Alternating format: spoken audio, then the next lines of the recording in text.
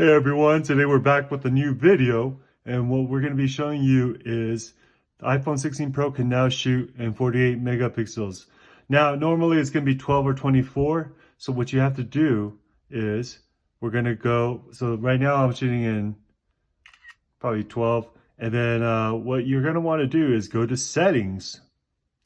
If you get to settings, you want to go to camera. So camera's right here.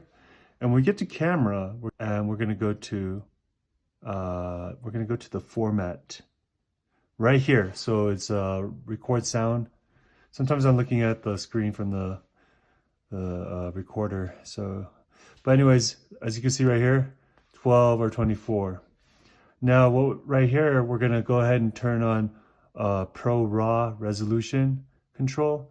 And one thing you have to remember is that, so now it can shoot up to 48 megapixels, but it can only do that at the 1x.